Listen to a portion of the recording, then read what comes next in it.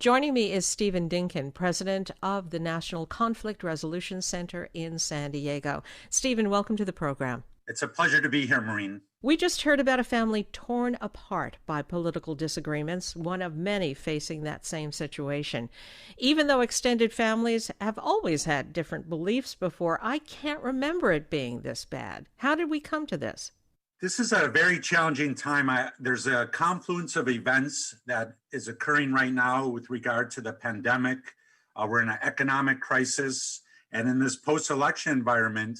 And on top of that, social media and the bully pulpit of the presidency are exacerbating the situation. So we're in unprecedented times. Is it best just to avoid talking about politics with friends and family you know that you don't agree with?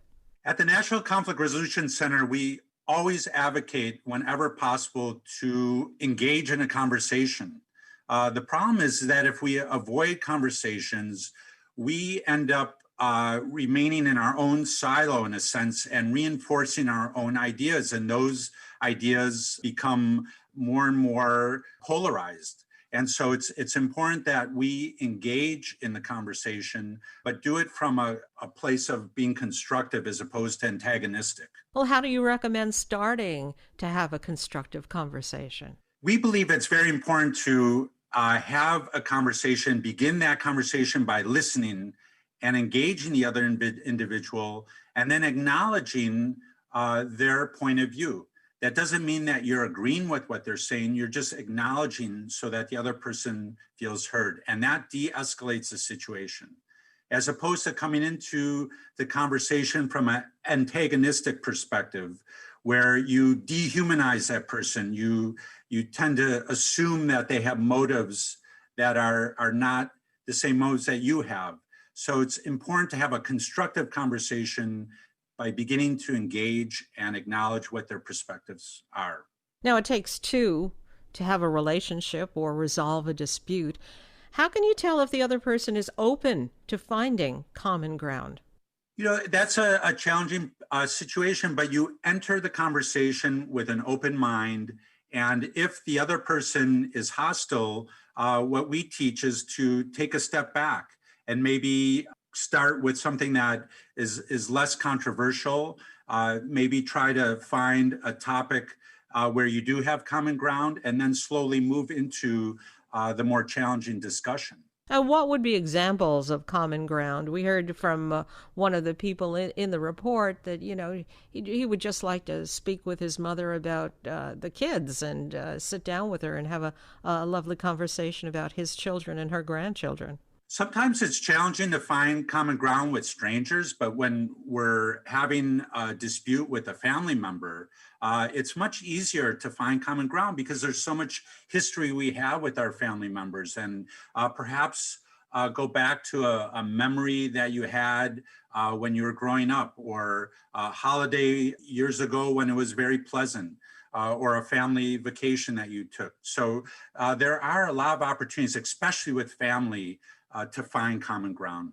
Now, in the longer version of Amitha's report, one of the people she interviewed remembers the words of Austrian philosopher Karl Popper, and he wrote, quote, "When we extend tolerance to those who are openly intolerant, the tolerant ones end up being destroyed and tolerance with them," unquote.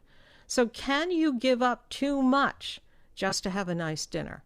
I think it's always important to try to have the conversation if at all possible. We are really in a very difficult situation as a nation. We're facing unprecedented problems with regard to the climate, with regard to the economy, with regard to our own democracy. And if we are all avoiding the conversation with family members, with friends, with colleagues, then we're not going to be able to find the critical solutions that are needed to move the nation forward.